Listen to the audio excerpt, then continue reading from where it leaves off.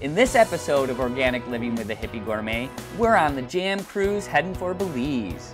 We'll be cooking up solar recipes in the solar cooker, like vegetable samosas to the Monkey Bay Wildlife Sanctuary in Belize.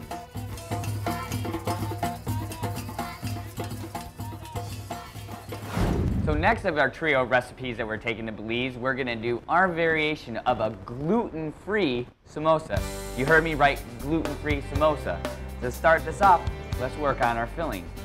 I have some little bit of russet potatoes here that are already boiled whole until they're nice and super soft.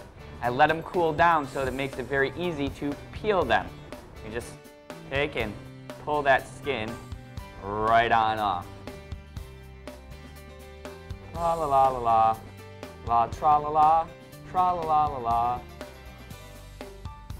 Then I have a little bit of thawed frozen peas, and nice organic ones, of course. Pop that in. And a little bit of our spices. I got a little bit of coriander that will go in. A little bit of cayenne to give it a nice punch, not too much. And a little bit of turmeric. Okay? I'm gonna start mashing that around a little bit. Make sure I get that potato nice and mashed up. You don't want it too chunky. It's gonna act as a binder in all of this. Okay. Pomegranate seeds, and we're using fresh pomegranates. And if you've ever tried working one before, you probably noticed that it stains your hands, stains the cutting board, stains your clothes. Got a little easy trick for you here. I have my pomegranate, and I just cut it in half. I'm going to cut that in half so I have a quarter. And I have a bowl of water here, nice cold water. I'm going to put the pomegranate in there and break it up under the water. The seeds like to float to the bottom, or excuse me, sink to the bottom, and our pith is going to float to the top. Just to skim that pith right off. Pinch of salt. So I'm going to finish melding this all together. Nicely incorporate the entire mixture. So now that our filling is all ready, let's get our dough going. And here's a little bit of a gluten-free flour, garbanzo flour, or chickpeas as you might know them by. So along with this, I have a little bit of a baking powder, just a tad bit, and a little bit of some salt, a little flavor there. And stir that together to make sure that the flour is broken up. I don't want big clumps. And now I'm going to pour in a little bit of water and a little bit of oil.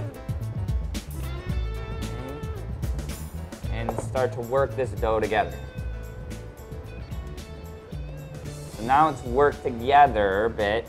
I'm going to stop using my spatula and I'm going to get my hands in on the action. Knead my dough a little bit.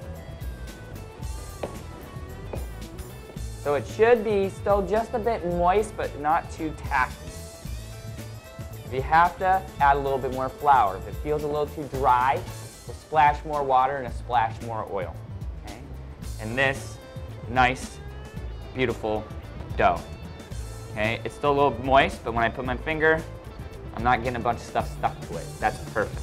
And then take my dough here, and work in my hand for a minute.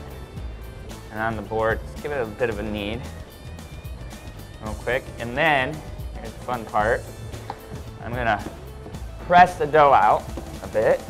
So what we're gonna do is we're gonna fold our filling into this dough.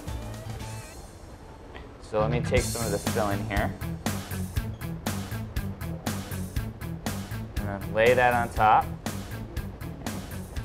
And I'm gonna fold it over, and fold over, fold over, fold over. And I'm going to keep on doing that. Okay. That looks pretty good to me. So I'm going to take this portion, break it in half, and I'm going to form our little patties here. It's already nice and hot and the fennel's going on in there. Just open her up. Whoa! Yikes, this thing gets hot. And in to the oven. So we have our fennel happening, we have our samosas. And I know our friends in Belize are gonna love these.